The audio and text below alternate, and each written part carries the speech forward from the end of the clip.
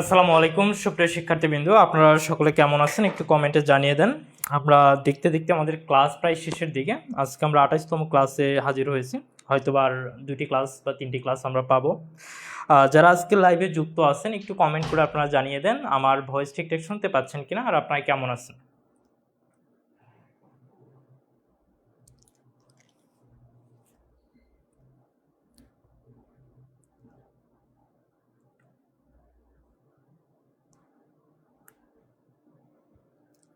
ওকে, আশা করি আমার কথা ক্লিয়ারলি শুনতে পাচ্ছেন, আপনারা ক্লিয়ার কাট। আমরা একটু আজকে কথাবার্তা বলবো রোমান্টিক পিরিয়ড নিয়ে। যে আমাদের রোমান্টিক পিরিয়ডে যে রাইটারগুলো থেকে প্রশ্ন হয়ে থাকে, যে জিনিসগুলো পড়া দরকার এবং যে জিনিসগুলো না জানলেই নয়, এবং পাশাপাশি আমরা একটু ইন ডিটেলস এবং পাশাপাশি বিগত বছরে আমরা বিসিএস সহ বিভিন্ন পরীক্ষায় যেগুলো সাহিত্য অংশ থেকে প্রশ্ন এসেছিল আমরা ওই জিনিসগুলো নিয়ে আজকে কথা বলবো। আমি যদি আপনাদেরকে একটু দেখানোর চেষ্টা করি এই রোমান্টিক পিরিয়ডের যে বিশেষ কিছু বিষয়, এটা আমরা একটু আগে জেনে নিই। এই রোমান্টিক পিরিয়ডে আমরা যদি একটু খেয়াল করি, এই রোমান্টিক পিরিয়ড হচ্ছে 1798 থেকে 1798 থেকে 1832 সাল পর্যন্ত এই সময়টা ছিল হচ্ছে রোমান্টিক পিরিয়ড।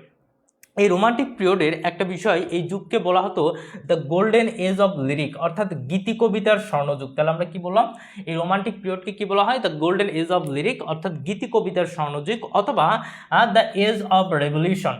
ঠিক আছে। এবং এই রোমান্টিক পিরিয়ডে আমরা একটা জিনিস মাথায় রাখবো, লিরিক্যাল ব্যালেডস প্রকাশিত হয়। কি প্রকাশিত হয়? লিরিক্যাল ব্যালেডস প্রকাশিত হয়। এটা কত সালে? এটা হচ্ছে ইংরেজির সাথে রোমান্টিক যুগ শুরু হয় মূলত 1798 সালে। রোমান্টিক যুগ শুরু হয় কত সালে? এই যে 1798 সালে। এবং এটা লিরিক্যাল ব্যালাডস প্রকাশিত হন। এবং এই লিরিক্যাল ব্যালাডসের মধ্যে আমরা যদি একটু বলি যে ওয়ার্ডসওয়ার্থ এর 19টি কবিতা, কি বললাম, এই ওয়ার্ডসওয়ার্থ এর 19টি কবিতা এবং কোলরিজের 5টি কবিতা রয়েছে। তাহলে আমরা কি বললাম? আমরা এখানে বললাম যে 1798 সালে মূলত রোমান্টিক পিরিয়ড শুরু হয় এবং এই সময় লিরিক্যাল ব্যালেডস প্রকাশিত হয়। এই লিরিক্যাল ব্যালেডসের মধ্যে আমাদের ওয়ার্ডসওয়ার্থের 19টি কবিতা এবং কোলরিজের কয়টি? কোলরিজের 5টি কবিতা রয়েছে।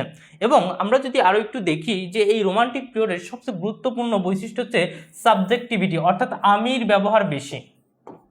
তাহলে কি বললাম যে এই যে সাবজেক্টিভিটি অর্থাৎ আমির ব্যবহারটা এই সময়টা একটু বেশি, এবং এই যুগটা তো আমরা বলতেই পারি দ্য গোল্ডেন অফ লিরিক্স। এবং এইটার সময় একটা স্লোগান ছিল আর্ট ফর আর্ট শেক, অর্থাৎ শিল্পের জন্য শিল্প। তাহলে রোমান্টিক পিরিয়ডটা কিসের জন্য ছিল? শিল্পের জন্য শিল্প ছিল। এবং এই রোমান্টিক পিরিয়ডে আমাদের কয়েকটি গুরুত্বপূর্ণ বৈশিষ্ট্য দেখবো। এক হচ্ছে সাবজেক্টিভিটি, যেটা হচ্ছে কবিতায় আমির ব্যবহার বেশি। হাই ইমাজিনেশন, অর্থাৎ উচ্চ কল্পনা। এবং হচ্ছে কি লাভ ফর নেচার, প্রকৃতির ভালোবাসা। Beauty, common people, common language. এবং হচ্ছে সুপার ন্যাচারাল, অর্থাৎ হচ্ছে অতি প্রাকৃতবাদ। তাহলে আমাদের এখানে subjectivity, high imagination, love for the nature, বলছে সুপার ন্যাচারালিজম। অর্থাৎ আমরা দেখতে পাচ্ছি রোমান্টিক পিরিয়ডে আমাদের এই পয়েন্টগুলো মাস্ট জানা দরকার। অর্থাৎ এগুলো হচ্ছে ইন ডিটেলস। এখান থেকে খুব একটা আহামরি প্রশ্ন আসে না, বাট যদি আসে থাকে তো এই জায়গাগুলো থেকে আসতে পারে। তো আমরা একটু দেখলাম যে রোমান্টিক পিরিয়ডের যে রাইটারগুলো একটু দেখে নিই। আমরা তো এতক্ষণ রোমান্টিক পিরিয়ডে কী কী বৈশিষ্ট্য ক্যারেক্টারগুলো ছিল এগুলো একটু দেখলাম। এবং এই রোমান্টিক পিরিয়ডে প্রায় 9 জন রাইটারের নাম আছে। কয়জন রাইটার? প্রায় 9 জন রাইটারের নাম আছে। এই 9 জন রাইটারের মধ্যে আমাকে কি সবগুলো পড়তে হবে? না, আপনাকে বেশ কয়েকটি পড়তে হবে এবং বাকিগুলো জাস্ট দেখে যাবেন। তার মধ্যে আমরা যদি বলি উইলিয়াম ওয়ার্ডসওয়ার্থ, এখান থেকে প্রশ্ন হবে, খুবই গুরুত্বপূর্ণ। এরপর আমরা যদি একটু কথা বলি স্যামুয়েল টেইলর কলরিজ, এখান থেকেও প্রশ্ন হবে। তারপর আমরা যদি একটু কথা বলি যে জর্জ গর্ডন লর্ড বায়রন, তারপর হচ্ছে পার্সি বিসি শ্যালি, এরপর হচ্ছে জন কিটস। অর্থাৎ এখানে দেখতে পাচ্ছেন এই 3টা, আর এখানে দেখতে পাচ্ছেন এই 1 3, অর্থাৎ 5টা। টোটাল এখানে 9টার মধ্যে 5টা রাইটারের নাম মাস্ট পড়তে হবে। এবং এখান থেকে প্রতি বছর কোনো না কোনো প্রশ্ন হয়ে থাকে এবং এখানে খুবই গুরুত্বপূর্ণ একটা জায়গা। এবং বাকি রাইটারগুলোর থেকে নর্মালি টুকটাক জেনে নেবেন, যেমন হচ্ছে কর্ম সাহিত্যগুলো, ওগুলো আপনারা একটু আমি এই পিডিএফের মধ্যে দিয়ে দেবো, ওগুলো একটু পড়ে নেবেন।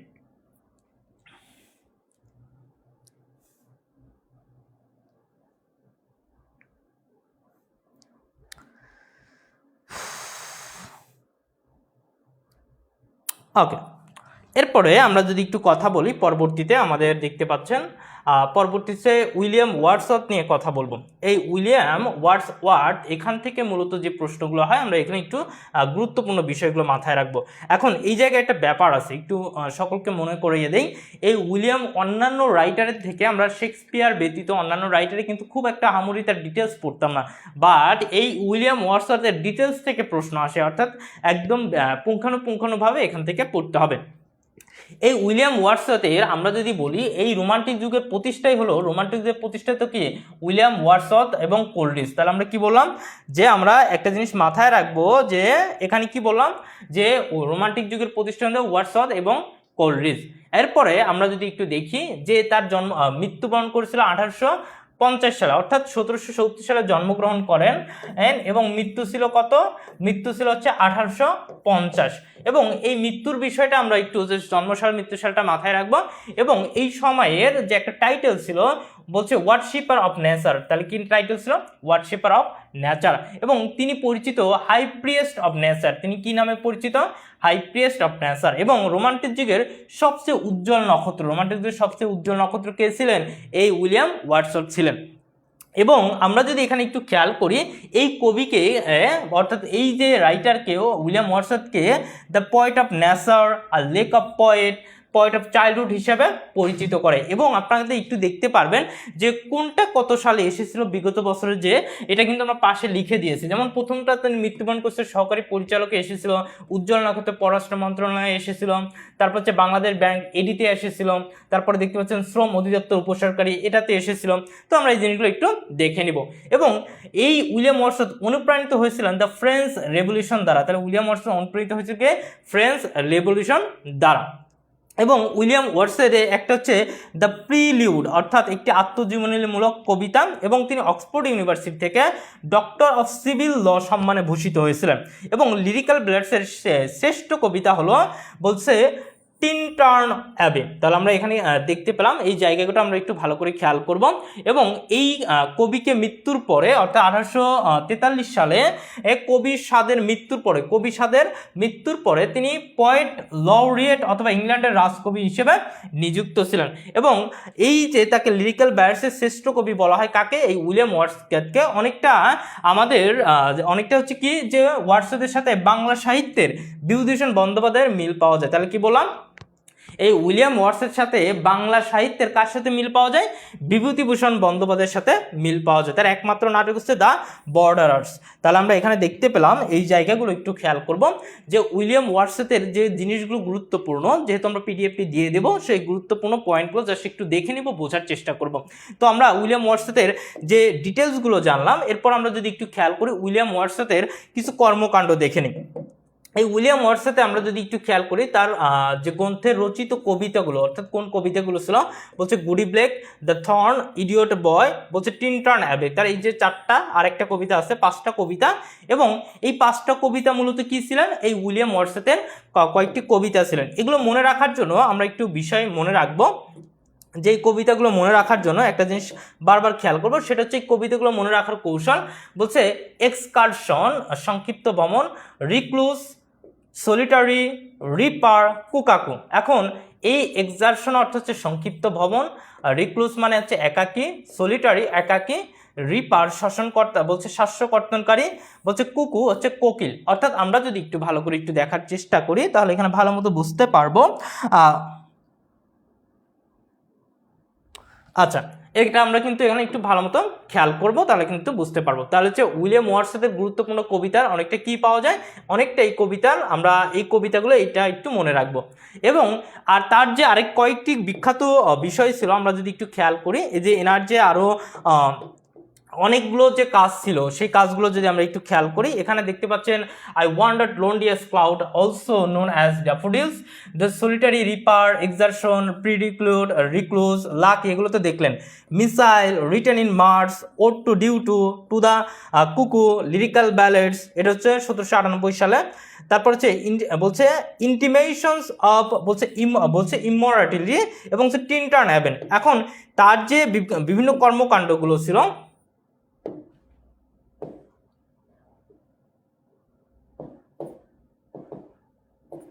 তার যে বিভিন্ন কর্মকাণ্ড ছিল, এই বিভিন্ন কর্মকাণ্ড মনে রাখার জন্য একটা টেকনিক এখানে অ্যাপ্লাই করতে পারেন।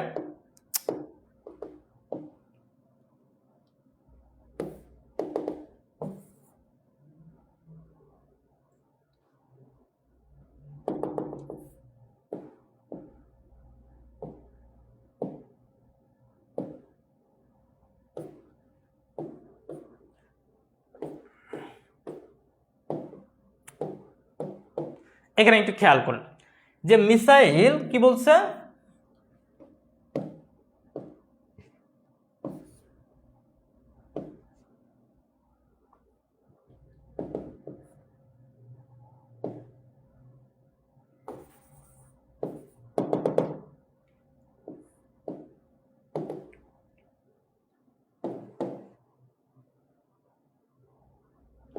আচ্ছা একটা মিনিট একটু ওয়েট করব। আচ্ছা দেখেন, এই যে মিসাইল কি বলছে, মিসাইল তার প্রিয়তমা লাকির সাথে দেখা করার জন্য ভ্রমণ করে মার্চ মাসে বলছে টিনটার্নে গেল। তাহলে আমরা কি বললাম, মিসাইল তার প্রিয়তমার লাকির সাথে, মিসাইল তার প্রিয়তমার নাম কি ছিল, লাকির সাথে দেখা করার জন্য কি করলো, ভ্রমণ করে মার্চ মাসে, কোন মাসে, মার্চ মাসে টিনটার্নে গেল। সেখানে লাকি, সেখানে কি বলছে, লাকি একাকী শস্য কাটার ডিউটি করে। সেখানে লাকি কি করে, একাকী শস্য কাটার ডিউটি করে এবং যাওয়ার পথে মিসাইল কুকাকো এবং ড্যাফোডিল ফুল নিয়ে গেল। যাওয়ার পথে মিসাইল বলছে কুকু এবং ড্যাফোডিল ফুল নিয়ে গেল। তো এই গল্পটার দ্বারা আপনি কিন্তু একটু মনে রাখতে পারবেন, মিসাইলতে হচ্ছে মিসাইল, প্রিয়তে হচ্ছে দা প্রিলুড, লাকিতে হচ্ছে লাকি, ভ্রমণ হচ্ছে দা এক্সারশন, মার্চ হচ্ছে রিটেন ইন মার্চ, টিনটার্ন হচ্ছে টিনটার্ন অ্যাবে, একাকী বলছে দ্য রিক্লুস, শস্য কাটা the solitary reaper, duty ode to due to বলছে কুকু কুকু, ড্যাফোডিল ড্যাফোডিলস। অর্থাৎ আমরা দেখতে পাচ্ছি তার যে 11টি বিভিন্ন কর্মকাণ্ডগুলো, বিভিন্ন তার যে ওয়ার্ক ছিল, সেই জিনিসগুলো আমরা কি করতে পারি, এই যে মিসাইল তার প্রিয়তমা লাকির সাথে ভ্রমণ করার জন্য বলছে দেখা করার জন্য ভ্রমণ করে কোন মাসে, মার্চ মাসে টিনটার্নে গেল। সেখানে লাকি একাকী শস্য কাটার ডিউটি করে, যাওয়ার পথে মিসাইল কুকু এবং ড্যাফোডিল ফুল নিয়ে গেল। তো আমরা এখানে দেখতে পাচ্ছি যে একটু অর্থগুলো একটু খেয়াল করে নিব, তাহলে আমার মনে হয় না আর কোনো সমস্যা থাকার কথা। তো এই উইলিয়াম ওয়ার্ডসওয়ার্থের আমরা দেখতে পেলাম যে বিভিন্ন প্রশ্নগুলো বা বিভিন্ন জায়গা থেকে কিন্তু আমরা একটু ভালো মতো খেয়াল করলে বুঝতে পারবো। তো আমরা এখানে আরেকটা জিনিস মাথায় রাখবো, আমরা যদি একটু খেয়াল করি, এই উইলিয়াম ওয়ার্ডসওয়ার্থের কিছু বিষয় আছে, তার কিছু কোটেশন আছে, কি আছে, কিছু কোটেশন আছে। এই কোটেশনগুলো একটু মনে রাখবো এবং এই কোটেশনগুলো থেকে মূলত প্রশ্ন হয়ে থাকবে।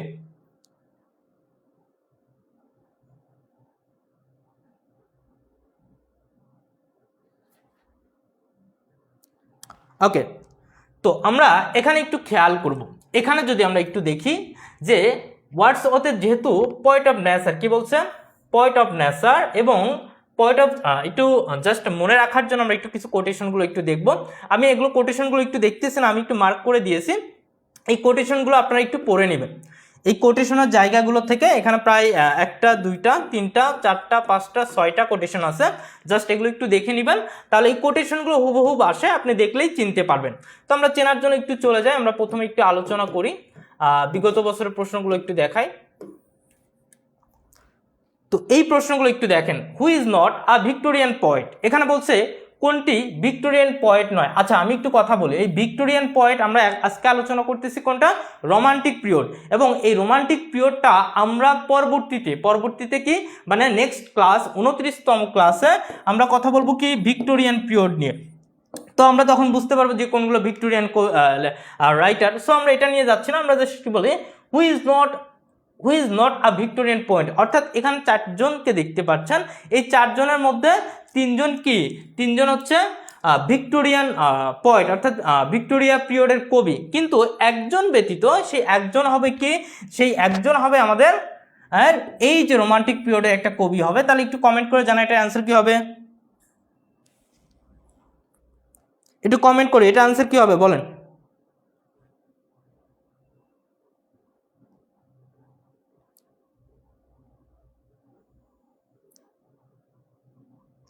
ওকে, তাহলে অ্যান্সার হবে সি নাম্বার, অর্থাৎ উইলিয়াম ওয়ার্ডসওয়ার্থ। এরপরে আমরা যদি একটু কথা বলি আরেকটা দেখেন, the most famous romantic poet of English literature is, আমরা এই যে রোমান্টিক পিরিয়ডের প্রথমেই কিন্তু শুরু হয়েছে উইলিয়াম ওয়ার্ডসের মাধ্যমে রোমান্টিক একজন হচ্ছে কবি বা রোমান্টিক পোয়েট। তাহলে একটু বলেন এটার অ্যান্সার কি হবে?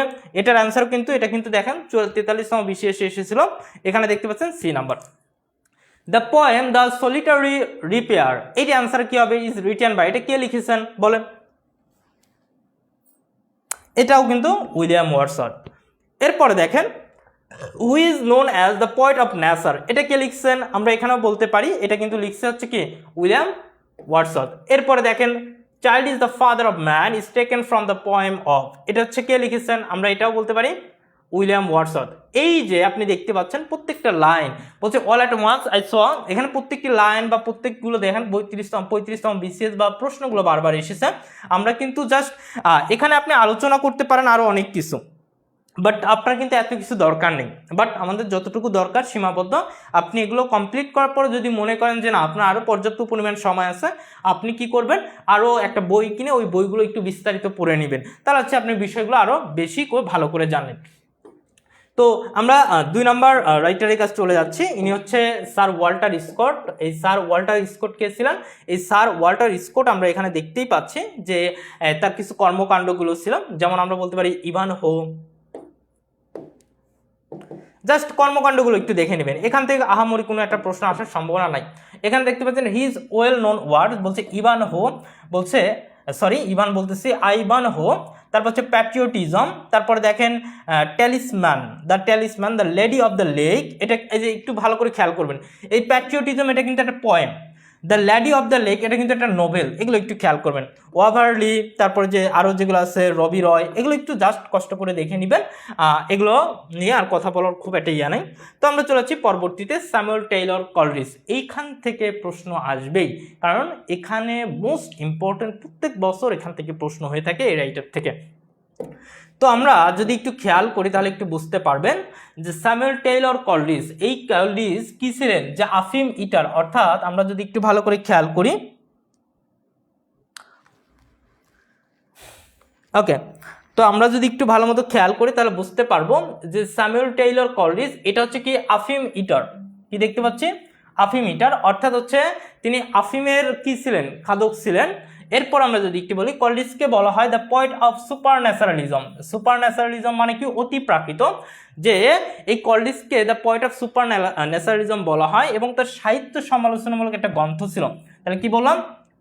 এই স্যামুয়েল টেইলর কলরিজ হচ্ছে সাহিত্য সমালোচনা একটা গ্রন্থ, সেটা হচ্ছে কি বায়োগ্রাফিয়া লিটারিয়া, এটা 37তম BCS এসেছিল। এই ওয়ার্ডসওয়ার্থের একটা কোলাবরেটর ছিল, সে সহযোগী ছিল, কি বললাম? এই যে আমরা আগের যে ওয়ার্ডসওয়ার্থে পড়লাম, এই ওয়ার্ডসওয়ার্থের সহযোগী কে ছিলেন? এই যে কলরিজ ছিলেন। এরপরে তিনি একজন কি রোমান্টিক পোয়েট ছিলেন এবং লেক ডিস্ট্রিক্ট পোয়েট হিসেবেও পরিচিত। এবং এই যে আমরা দেখতে পেলাম যে আমরা বলেছিলাম লিরিক্যাল ব্যালেডস, আমরা শুরুতেই আলোচনা করেছি, এই লিরিক্যাল ব্যালেডসের যৌথভাবে লিখেছেন কে কে? এই যে কলরিজ আর আগের একজন কবি, সেটা হচ্ছে ওয়ার্ডসওয়ার্থ। এবং এই লিরিক্যাল ব্যালেডস কবিতার 5টি কবিতা প্রকাশিত হয়, যার মধ্যে উল্লেখযোগ্য হচ্ছে এই কলরিজের কয়টা কবিতা? 5টি কবিতা। তার মধ্যে হচ্ছে 1 নম্বর, আমরা যদি একটু খেয়াল করি, সবথেকে গুরুত্বপূর্ণ the rime of the ancient mariners, এবং তিনি নিযুক্ত হয়েছিলেন পাবলিক সেক্রেটারি অফ মাল্টা। তাহলে এখন এই জায়গায় আমরা কি কি দেখতে পেলাম? এই স্যামুয়েল টেইলর কলরিজ এখানে দেখতে পেলাম যে আফিম ইটার ছিলেন, তাকে দ্য পয়েট অফ সুপারন্যাচারালিজম বলা হয়, তার সমালোচনামূলক গ্রন্থ বায়োগ্রাফিয়া লিটারিয়া, তাকে তিনি হচ্ছে ওয়ার্ডসওয়ার্থের সহযোগী ছিলেন, তিনি রোমান্টিক পোয়েট এবং লেক ডিস্ট্রিক্ট কবি হিসেবে পরিচিত। তিনি যৌথভাবে কি লেখেন? লিরিক্যাল ব্যালেডস লেখেন, কার সাথে? ওয়ার্ডসওয়ার্থের সাথে। তার 5টি কবিতার মধ্যে সর্বশ্রেষ্ঠ উল্লেখযোগ্য কবিতা ছিল the rime of the ancient mariners, এবং তিনি নিযুক্ত ছিলেন পাবলিক সেক্রেটারি অফ মাল্টা। এগুলো একটু বিস্তারিত আমরা ডিটেলস জানছি, যেন পরবর্তীতে যদি এসে থাকে তাহলে আমরা অ্যান্সার করতে পারবো। খুব আহামরি এটার থেকে আসার মানে খুব একটা ব্যাপার না, কিন্তু আসবে কিন্তু এখান থেকে মূলত। তো এই আমরা যদি স্যামুয়েল টেইলর কলরিজের কয়েকটি কি বলি, কয়েকটা কবিতা দেখি, তার মধ্যে আমরা যদি একটু দেখি the rime of the ancient mariner, তারপর হচ্ছে Kubla Khan, the Aeolian harp, তারপর হচ্ছে ফ্রস্ট অ্যাট মিডনাইট, তারপর আমরা দেখতে পাচ্ছি কি ফেয়ার্স ইন সলিটিউড।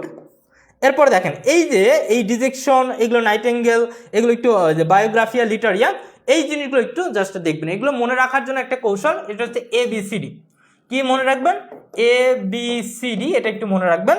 এখন এই ABCD, এতে হচ্ছে আনশিয়েন্ট ম্যারিনার, বিতে হচ্ছে বায়োগ্রাফিয়া লিটারিয়া, সিতে হচ্ছে ক্রিস্টাবল কুবলা খান, ডিতে হচ্ছে ডিজেকশন। এখন এখানে একটু মাথায় রাখবেন, এই যে আপনারা এখানে দেখতে পাচ্ছেন এই যে এসটি কলেজের কবিতা মনে রাখার ABCD, এখানে কয়েকটা জাস্ট পড়ে নেবেন আর এই ছন্দটা মনে রাখবেন, এখান থেকে ইনশাল্লাহ চলে আসবে।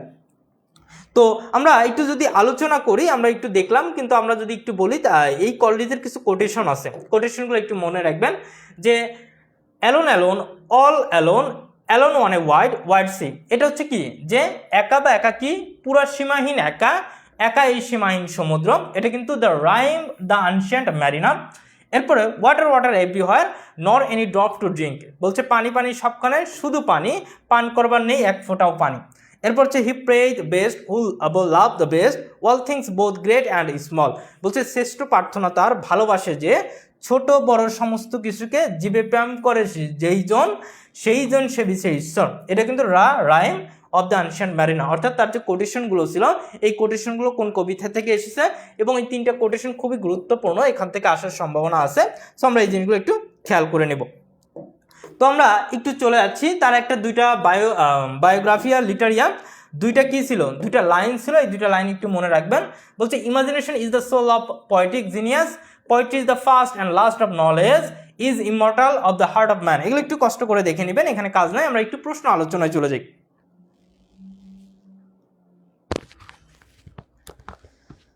মহিমিনুল ইসলাম, হ্যাঁ ভাই, আমরা সাহিত্যের পিডিএফগুলো দিয়ে দেবো, এটা নিয়ে চিন্তার কারণে, আমরা যতটুকু পড়াচ্ছি এগুলো তো মোস্ট ইম্পর্টেন্ট জায়গাগুলো, এগুলো দিয়ে দেবো। আর একটা আপনারা একটা এরপর যদি সময় পান, বিগত বছরের প্রশ্নগুলো একটু কমপ্লিট করে ফেলবেন, এবং বিগত বছরের প্রশ্নের সাথে আপনারা কি করবেন, আমাদের পড়াগুলো পড়বেন, এবং এরপরে যদি আপনি সময় পান তাহলে একটা বই নিয়ে বাজারে জাস্ট পড়লেই হবে। যেমন হচ্ছে আমরা যদি একটু খেয়াল করি, মাস্টার একটা বই আছে, মাস্টার বইয়ে বিগত বছরের প্রশ্ন দেওয়া আছে, ওগুলো পড়লেও মোটামুটি হয়ে যাবে। মানে দেখা যাচ্ছে 15 কমন না পড়লেও মোটামুটি 10, 11, 12 এরকম থেকে যাবে। ওকে, তো আমরা যদি একটু খেয়াল করি, প্রথমে দেখেন একটু খেয়াল করেন, বলছে he praised the best who love the best who said it, বলছে এটি কে বলেছেন, 40তম BCS এসেছিল। তো আমরা কথা বলছিলাম কে নিয়ে, একটু কমেন্ট করে জানান তো।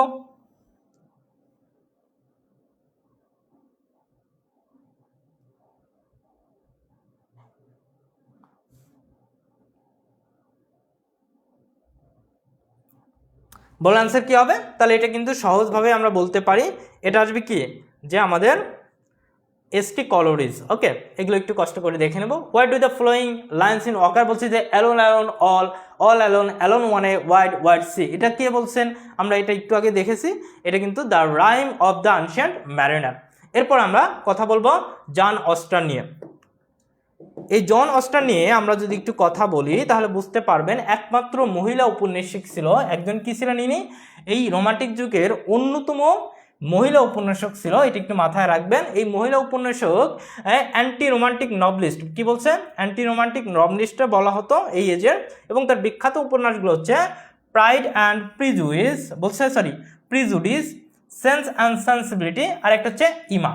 এবং এই প্রাইড অ্যান্ড বলছে প্রিজুডিস উপন্যাসের উল্লেখযোগ্য যে চরিত্রগুলো ছিল, মিস্টার ডার্সি, এলিজাবেথ ব্যানেট, বলছে জন ব্যানেট, চার্লস, তারপর উইলিয়াম কলিন্স, বলছে কিটি ব্যানেট, বলছে লিডিয়া ব্যানেট, অর্থাৎ এই যে চরিত্রগুলো জাস্ট একটু পড়ে নেবেন। তার আমরা জন অস্টানের এই নামগুলো একটু কষ্ট করে দেখে নেব।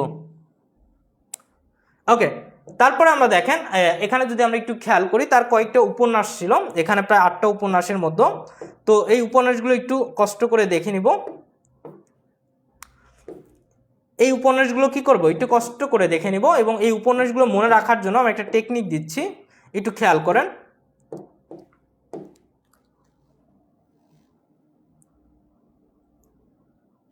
ওকে, এই সময় যদি আমরা একটু খেয়াল করি তাহলে একটু ভালো বুঝতে পারবেন। এখানে বলছি কি, মনে রাখবেন এই জন অস্টানের যে উপন্যাসগুলো ছিল একটু মনে রাখার জন্য SSPP MMMP, SSPP MMMP, SSতে হচ্ছে সেন্স অ্যান্ড সেন্সিবিলিটি, পিপিতে প্রাইড অ্যান্ড প্রিজুডিস, MMতে ইমা, MPতে হচ্ছে কি বলছে ম্যানসফিল্ড পার্ক, একটু মাথায় রাখবেন। আরেকটা হচ্ছে কি, ইমা পার্কে বসে কার সাথে, অস্টানের সাথে লাভ, ফ্রেন্ডশিপ, প্রাইড, সেন্স ইত্যাদি নিয়ে আলোচনা করছে। তাহলে ইমা পার্কে বসে অস্টানের সাথে কি লাভ, ফ্রেন্ডশিপ, প্রাইড এবং সেন্স নিয়ে আলোচনা করছে। ইমাতে ইমা, পার্ক হচ্ছে ম্যান্সফিল্ড পার্ক, লাভ হচ্ছে লাভ অ্যান্ড ফ্রেন্ডশিপ, সেন্স হচ্ছে সেন্স অ্যান্ড সেন্সিবিলিটি, প্রাইড হচ্ছে প্রাইড অ্যান্ড প্রিজুডিস।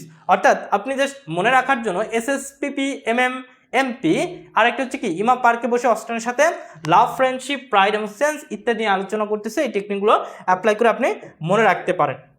তো দেখেন এখানে আমরা যদি একটা মন্ত্রণালয় প্রশ্ন এসেছিল, দেখেন এটা অ্যান্সার কি হবে? প্রাইড অ্যান্ড প্রিজুডিস ইজ, এটা কি শর্ট স্টোরি, ড্রামা, ওড নাকি হচ্ছে নভেল? একটু বলেন তো কি হবে?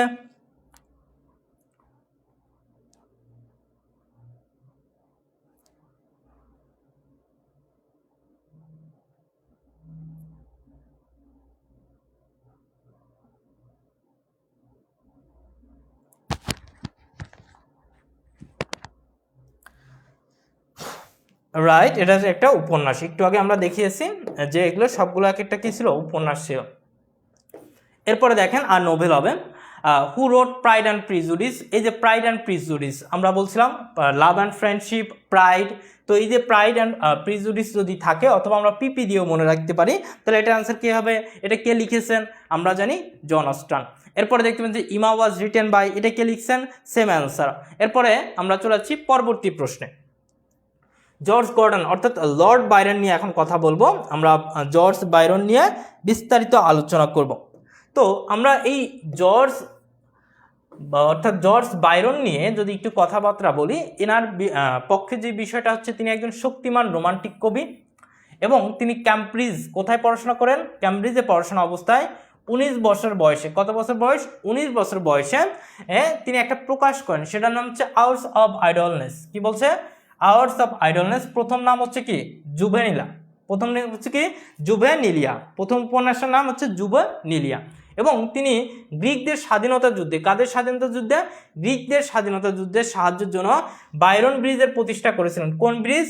গ্রিকদের জন্য বাইরন ব্রিজের প্রতিষ্ঠা করেছিলেন এবং এই বাইরন ব্রিজের মাধ্যমে গ্রিকদের বড় অঙ্কের টাকাও উৎসাহ দিয়েছিলেন। এবং ইংল্যান্ডের বিদ্রোহী কবি নামে পরিচিত, অর্থাৎ আমাদের যেমন বাংলাদেশে একটা কবি ছিল, সেটার নাম কি? বিদ্রোহী কি? জাতীয় কবি জাতীয় কবি কি? কাজী নজরুল ইসলাম। এই জাতীয় কবি কাজী নজরুল ইসলামকে আমাদের কি অনেকটা বাইরনের সাথে তুলনা করা হয়। অর্থাৎ ইংল্যান্ডের বিদ্রোহী কবি হচ্ছে কি? এই লর্ড বাইরন। আর আমাদের বাংলাদেশের বিদ্রোহী কবি হচ্ছে কি? বলছে কবি কাজী নজরুল ইসলাম। এই বাইরনের উল্লেখযোগ্য কর্মগুলো হচ্ছে hours of idleness, heaven and earth. এবং ডন জোয়ান কাব্যের উল্লেখযোগ্য চরিত্রগুলো হচ্ছে ডন জওয়ান, তারপরে দেখতে বলছে ডন্না জুলিয়া, ডন আলফনসো, ডন জোস, বলছে ডন লিনেস। অর্থাৎ এগুলো একটু কষ্ট করে দেখে নেবেন।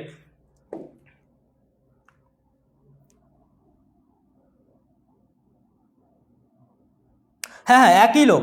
অনেক সময় আমি বলি অনেক সময় জর্জ বাইরন বা লর্ড বাইরন বলা হয়, এই একই লোক এটা। হ্যাঁ, ওকে। এরপর আমরা যদি একটু খেয়াল করি, আমরা যদি একটু দেখানোর চেষ্টা করি যে জর্জ গর্ডন লর্ড বাইরনের এখানে যদি আমরা একটু দেখি, তাহলে একটু ভালো বুঝতে পারবো যে মেজর ওয়ার্কস, তার যে কাজগুলো ছিল, এটাকে আমরা মনে রাখার জন্য HCP-CDVP একটু মাথায় রাখবো। HCP-CDVP ভি, তারপর বি মনে রাখবো। তো আমরা যদি বলি এইচতে হচ্ছে আউটস অফ আইডলনেস, সিতে হচ্ছে বলছে চাইল্ড হারোল্ডস, বলছে পিলগ্রিমেজ। এরপরে দেখতে পাচ্ছি সিতে হচ্ছে গেল দ্য, বলছে প্রিজনার অফ সিলন। তারপর দেখছে the child Harold's of pilgrimage.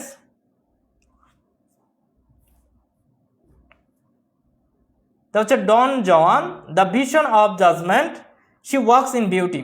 আমরা এখানে একটু মিস্টেক আছে সম্ভবত, আমি এটা একটু বইয়ের কালেকশন দেখে আমরা পিডিএফে ঠিক করে দেবো। হ্যাঁ, তারপর আমরা দেখতে পাচ্ছি শি ওয়াক্স ইন বিউটি, অর্থাৎ এই জিনিসটা একটু মাথায় মনে রাখবো। এবং তার কয়েকটা কোটেশন ছিল, এই কোটেশনগুলো দেখবো। Man's confidence is the oracle of God, sweet is the revenge special to woman. তারপর man's love of the man's life a thing apart, অর্থাৎ এই যে এখানে একটু কারা কারা বলেছেন এগুলো একটু জাস্ট কষ্ট করে লেখে, এই যে ডন জওয়ান, তারপর হচ্ছে যদি একটু দেখি কোথায় থেকে এসেছে এগুলো একটু কষ্ট করে দেখে নিব, এখানে আর খুব একটা কাজ নেই।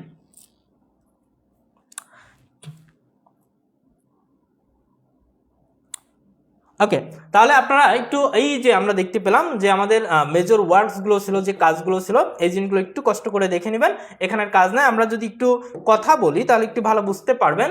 বলছে ডন জওয়ান ওয়াজ কম্পোজড বাই, এখন এখান থেকে একটু বলেন তো এই ডন জওয়ান এটা কে কম্পোজ করছে বা কে লিখেছেন, একটু বলেন দেখি।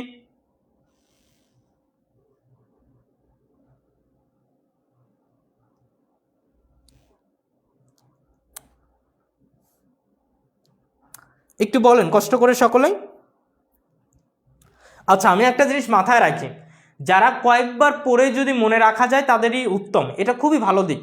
আমি নিজেও এটাকে প্রেফার করি। আপনি কয়েকবার যদি নামগুলো বারবার পড়েন, বারবার দেখেন, প্রশ্ন প্র্যাকটিস করেন, আপনার মনে থাকবে। কিন্তু আবার অনেকে দেখা যাচ্ছে টেকনিক দেওয়া হলে আপনাদের সমস্যা হয় কিছু মানুষের, যার কারণে এই টেকনিকগুলো, ছোটোখাটো টেকনিকগুলো দেওয়া। বাট আপনি কয়েকবার বারবার পড়লে এই বিষয়গুলো আসলেই মনে থাকবে, বাট এটাকে একটু রিপিট করতে হবে।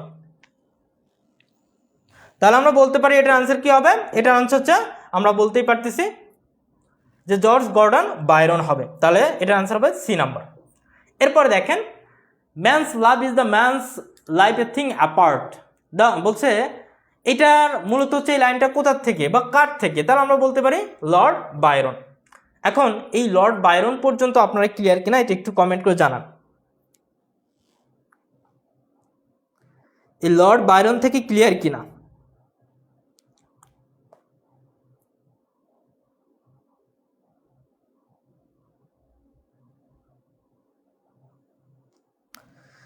ওকে, এই পিবি শেলি এখান থেকে মোস্ট খুবই গুরুত্বপূর্ণ বিষয়। এই পিবি শেলি থেকে এখান থেকে প্রশ্ন হয়ে থাকে, তো আমরা একটু এখানে আলোচনা করি। একটু দেখেন, এই পার্সি বিশি শেলি থেকে খুব গুরুত্বপূর্ণ জায়গা থেকে প্রশ্ন করেন। তিনি রোমান্টিক যুগের অন্যতম একজন শ্রেষ্ঠ রোমান্টিক কবি, এবং তিনি একটা বিষয় মনে রাখবো, তিনি ছিলেন রেভলিউশনারি পোয়েট ছিলেন। এবং তার এই শিলি দ্য ওয়েস্ট উইন্ড কবিতায়, কোন কবিতায়? দ্য ওয়েস্ট উইন্ড কবিতায় বলেন যে কি বলেন, বলেছিলেন ডিস্ট্রয়ার বা প্রিজার্ভার, অর্থাৎ ধ্বংসকারী অথবা রক্ষাকারী, হ্যাঁ, ধ্বংসকারী বা রক্ষকারী হিসেবে তিনি দ্য ওয়েস্ট উইন্ড কবিতায় বলেছেন দ্য ওয়েস্ট উইন্ডকে। এবং এই সালে উচ্চশিক্ষার জন্য অক্সফোর্ড ইউনিভার্সিটিতে ভর্তি হয়েছিলেন, কিন্তু নাস্তিকতাকে সমর্থন করে দ্য নেসেসিটি অফ বলছে অ্যাথিজম লেখার জন্য বিশ্ববিদ্যালয় থেকে তাকে কি করা হয়? বহিষ্কৃত করা হয়। তাহলে এই যে এই পিবি শেলিকে কি করা হয়? বহিষ্কার করা হয়। কারণ হচ্ছে কি, যে তিনি একটা নাস্তিকতাকে সমর্থন করতেন, এই জন্য তাকে বিশ্ববিদ্যালয় থেকে বহিষ্কার করা হয়। এবং তার রচিত দুইটা নাটক ছিল, একটা নাম হচ্ছে কি দ্য সেন্সি, এবং আরেকটা নাম ছিল হচ্ছে প্রমথেস আনবাউন্ড। এই দুটি নাটকেই ট্রাজেডি বা বিয়োগাত্মক এবং সমালোচনামূলক দুইটা একটা গ্রন্থ ছিল, আর ডিফেন্স অফ পোয়েট্রি। এবং শেলির সমসাময়িক অন্যান্যরা অনুপ্রাণিত হয়েছিল ফ্রেঞ্চ রেভলিউশন দ্বারা, কিন্তু শেলি ছিলেন ব্যতিক্রম। অর্থাৎ আমরা যদি একটু খেয়াল করি, এই সময়ের, অর্থাৎ এই যে পিবি শেলির সময় যে ছিল, যারা রাইটার ছিল তারা সকলেই কার দ্বারা? ফ্রেঞ্চ রেভলিউশন দ্বারা কি ছিল? যে অনুপ্রাণিত হয়েছিল। কিন্তু একমাত্র যে ফ্রেঞ্চ রেভলিউশন দ্বারা অনুপ্রাণিত হয় না, সেটা হচ্ছে কি পিবি শেলি এবং শেলির সমসাময়িক। এবং শেলি ছিলেন একজন অপটিমিস্টিক এবং হচ্ছে কি পেসিমিস্টিক। অপটিমিস্টিক মানে হচ্ছে আশাবাদী, আর পেসিমিস্টিক মানে হচ্ছে নিরাশাবাদী। এবং তার প্রথম কবিতা ছিল কুইন ম্যাপ। তাহলে প্রথম দীর্ঘ কবিতা ছিল। তাহলে আমরা যদি কখনো প্রশ্ন আসে যে পিবি শেলির প্রথম কি ছিল? প্রথম দীর্ঘ কবিতা ছিল কি? Queen map.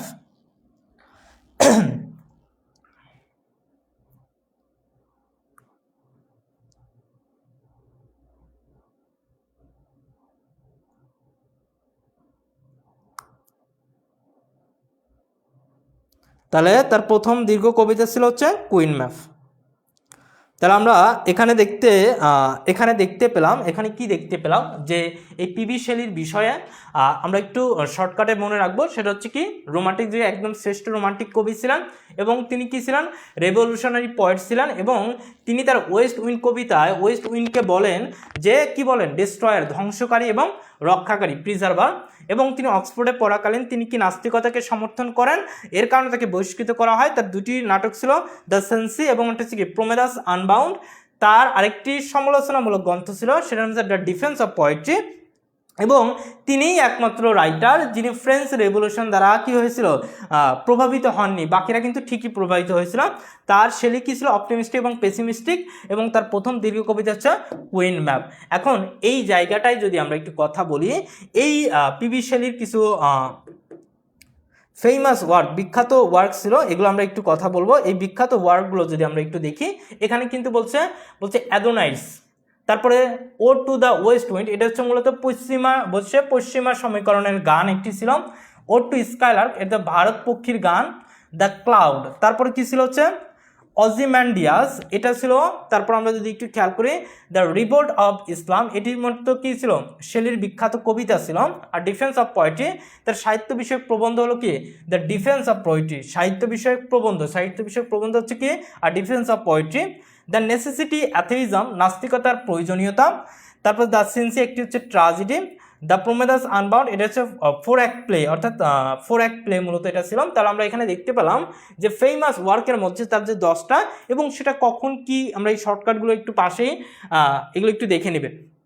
এবং এখানে যদি আমরা একটু খেয়াল করি, এটাকে মনে রাখার জন্য একটা টেকনিক অ্যাপ্লাই করব। এই টেকনিকটা একটু সহজ আছে, যে কি বলছে, ওজিম্যান্ডিয়াস অ্যাডোনিস, এটা হচ্ছে আকাশে হবে, কি হবে বলছে আকাশে মানে স্কাই, বাতাসে মানে উইন্ড, মেঘের মানে হচ্ছে ক্লাউড, মেঘের মানে কি, ক্লাউডের উপর ঘুরে বেড়াচ্ছে। তাহলে কি বললাম, বলছে অজিয়ামান্দিয়াস অ্যাডোনিস আকাশে বাতাসে মেঘের উপর ঘুরে বেড়াচ্ছে। তো আমরা এটাকে মনে রাখার জন্য আমরা যে কাজটা করব, বলছে কি অজিমান্দিয়াস, এটা অর্থাৎ যে আমরা তো পেয়েছি, তারপর অ্যাডোনিয়াস এটাও পেয়েছি। স্কাইতে আমরা কি বলবো, টু আই স্কাইলার্ক, এটা কি বলবো, টু আই স্কাইলার্ক। আর বাতাসে বলতে আমরা যদি একটু বলি, টু আই স্কাইলার্ক। আর বাতাসে হচ্ছে ও টু দ্য ওয়েস্ট উইন্ড।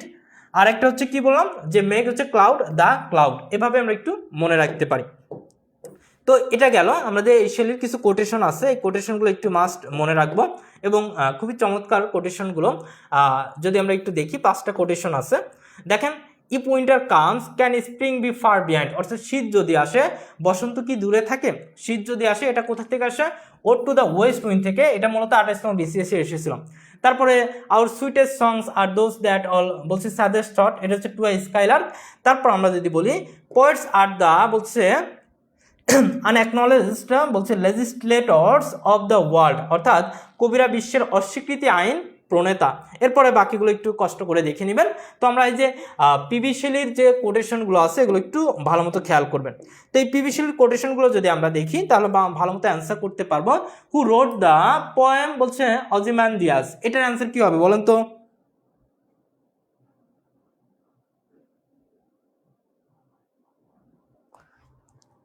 আচ্ছা ঠিক আছে, এটা বলেন, এটার আনসার কি হবে? তাহলে এটা কিন্তু আমরা বলতেই পারি, এটার আনসার কিন্তু খুব সহজে পিবি শেলি। এরপরে দেখেন, পরেরটা O lift me as a wave, এটা হচ্ছে কে লিখেছেন, এটাও কিন্তু পিবি শেলি। তো হু রোড দ্য, দেখেন প্রোদেমাস, বলছে আনবাউন্ড, এটাও কিন্তু পিবি শেলি। তো তারপরে দেখেন, if winters can spring far behind, এটাও কিন্তু পিবি শেলি। তো আমরা এই যে দেখেন, বিগত বছরের যে প্রশ্নগুলো, এগুলো কিন্তু এসেছিল।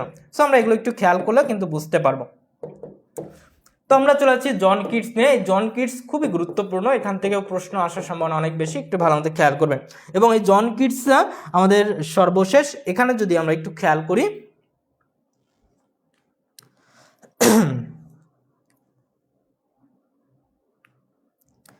এই জন কিটসের একটু ভালো মতো খেয়াল করবেন। এই জন কিটস মূলত তাকে বলা হয় পয়েট অফ বিউটি। কি বলা হয়? পয়েট অফ বিউটি অথবা পয়েট অফ সেন্সাসনেস। অর্থাৎ আমরা যদি বলি জন কিটসকে কী নামে ডাকা হয়, দ্য পয়েট অফ বিউটি অথবা পয়েট অফ সেন্সাসনেস। তার যে অকুপেশন, পেশা ছিল পয়েট, কবি, professional known as a man of medicine. Professional কী ছিলেন? মেডিসিন ছিলেন, মেডিসিন হিসেবে পরিচিত, বাট উনি কিন্তু কবিও ছিলেন। রোমান্টিক কবিদের মধ্যে সবচেয়ে কি ছিল? ইয়ং ছিল। তাহলে আমরা এই জন কিটসকে কি বলবো? ইয়ং কবি বলবো। এই কিটস অধিক পরিচিত তার সেন্স অফ বিউটি এর জন্য। তাহলে কিটস অধিক পরিচিত কিসের জন্য? The sense of beauty. এবং সেঞ্চুরি হচ্ছে 19তম সেঞ্চুরি। ফেমাস সনেট হচ্ছে on first looking into Chapman's Homer. এবং কাব্যিক জগৎটা বিশিষ্টায়িত করা যায় বলছে সেন্সাসনেস, বলছে হেলেনিজম, এবং নেগেটিভ ক্যাপাবিলিটি, বলছে অ্যাস্থেটিসিজম, এবং হচ্ছে কি বলছে এসকাপিজম। অর্থাৎ যে তার যে কাব্যিক সাহিত্য বিশিষ্টায়িত করা হয় এই যে তার কয়েকটা গুণাবলী বা অ্যাবিলিটি, এই জিনিসগুলো দিয়ে। তো জন কিটসের আমরা এখানে কয়েকটা ইনফরমেশন দেখে নিলাম। এখন এই জন কিটসের যদি আমরা বলি, জন কিটসের কিছু কোটেশন ছিল এবং জন কিটসের কিছু কি উল্লেখযোগ্য কাজ ছিল। এখন এই উল্লেখযোগ্য কাজগুলো যদি আমরা একটু খেয়াল করি, এখানে দেখেন প্রায় 10 জনের নাম আসছে। এই 10 জনের একটু কষ্ট করে নামগুলো পড়ে নেবেন এবং এগুলো পড়ার পরে আপনাকে মনে রাখার জন্য একটা জিনিস মাথায় রাখবেন, ম্যাগনালিমা। কি বললাম? ম্যাগনালিমা। এখন এই ম্যাগনালিমাতে এমতে হচ্ছে কি মেলানকলি, তারপর হচ্ছে বলছে অ্যান্ডি, নামগুলো দেখা যায় না। তারপরে দেখেন আমরা যদি একটু খেয়াল করি, প্রথমে আমরা যদি একটু দেখি এমতে হচ্ছে মেলানকলি, তারপর এটা হচ্ছে কি অ্যান্ডিমিয়ন, তারপর হচ্ছে গ্রেসিয়ান আর্ন, এইটা হচ্ছে হাইপেরিয়ন, এনতে হচ্ছে নাইটিঙ্গেল, এতে হচ্ছে অটম। অর্থাৎ আপনারা দেখতে পাচ্ছেন MEGHNA, মেঘনা বানান যেটা আছে, মেঘনা নদী। এই মেঘনা নদী দ্বারা আমরা এই কয়েকটা নাম মনে রাখতে পারি। আর লিমা দ্বারা লামিয়া, তারপর হচ্ছে কি ইসাবেলা, তারপর হচ্ছে মেলানকলি, তারপর হচ্ছে অটম। এগুলো একটু কষ্ট করে দেখে নেবেন। তো আমরা দেখতে পাচ্ছি তার যে কবিতাগুলো ছিল এই কবিতাগুলো মনে রাখার কৌশলটা একটু মাথায় নিয়ে নেব। তো এরপরে তার কিছু কোটেশন ছিল, আমরা কোটেশনগুলো যদি একটু দেখি, এই কোটেশনগুলো আবার খুবই সুন্দর। এই কোটেশনগুলো একটু দেখেন। তার ছিল a thing of beauty is a joy for ever, বলছে সুন্দর বস্তু মাত্রই চিরকাল আনন্দের। এটা কে বলছেন? অ্যান্ডাইমিয়ন। এর প্রথম লাইন, এই অ্যান্ডাইমিয়নের প্রথম লাইন হচ্ছে কি a thing of beauty is a joy for ever, বলছে beauty is truth, truth beauty, বলছে সৌন্দর্যই সত্য বা সত্যই সুন্দর। উক্তিগুলো খুবই সুন্দর, এগুলো একটু কষ্ট করে দেখে নেবেন। এই উক্তিগুলো পড়লে ইনশাল্লাহ এখান থেকে মোটামুটি অ্যান্সার করতে পারবেন। তো এগুলো আসলে আপনাদের এটা গুছিয়ে দিলে আপনারা বিষয়গুলো পড়তে পারবেন। এবং যেমন সাহিত্যর তো একটা বিশাল সিরিয়াল, আপনি যদি একটা বই খুলে পড়তে চান মানে দেখেই পাগল হয়ে যাবেন যে কি পড়বো। তো আমরা সেই জিনিসগুলো ক্লাসে একদম শর্ট আকারে কোনটার পর কোনটা পড়তে হবে, কোনগুলো পড়তে হবে না, এগুলো কিন্তু বুঝিয়ে দিই। Who is the modern poet, বলছে যে কে মডার্ন কবি ছিলেন, একটু কমেন্ট করে জানান।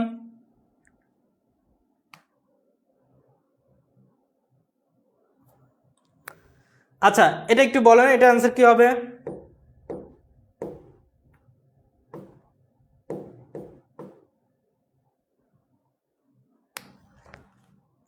আচ্ছা একটা জিনিস মাথায় রাখবেন, বলেন এটা অ্যান্সার কি হবে?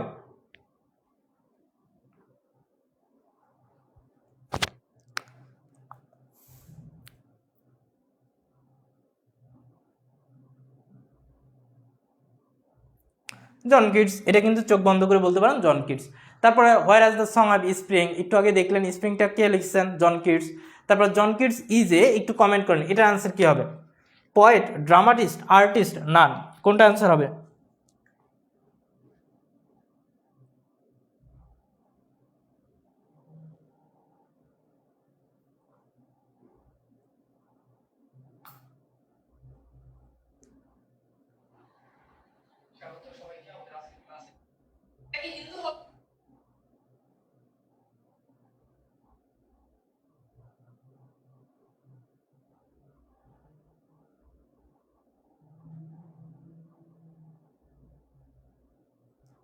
তাহলে এটা কিন্তু আমরা বলতে পারি তিনি একজন কবি ছিলেন।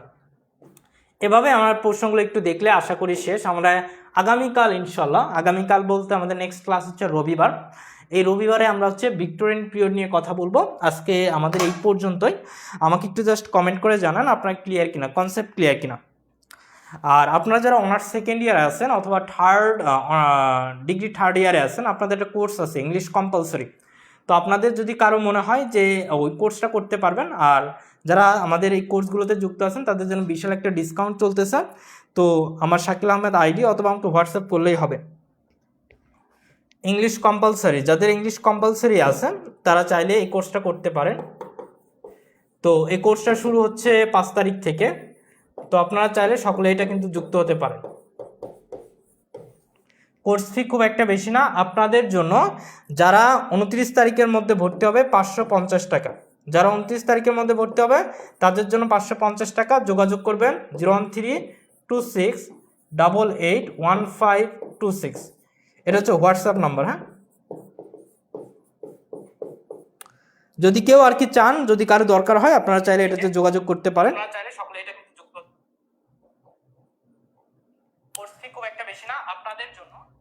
তো প্রিয় শিক্ষার্থীবৃন্দু, যারা আছেন যুক্ত আছেন, যারা 29 তারিখের মধ্যে ভর্তি হবেন শুধু, আর যারা এই কোর্সে আছে 29 তারিখ ভর্তি এবং তানভীর স্যারের যে কোর্সগুলো আছে এই কোর্সে যুক্ত থাকলে তাদের জন্য 550 টাকা, এটা 29 তারিখ মানে কালকের দিন পর্যন্ত এটা আপনারা অফারে ভর্তি হতে পারবেন। আর 01326881526 এটা হোয়াটসঅ্যাপ নাম্বার। সো প্রিয় শিক্ষার্থীবৃন্দু, আজকে এই পর্যন্তই। পরবর্তী ক্লাস দেখা হবে রবিবার, এবং আমরা হয়তোবা নেক্সট বুধবারে একদম ফিনিশিং ক্লাস দিব। আসসালামু আলাইকুম, শুভরাত্রি।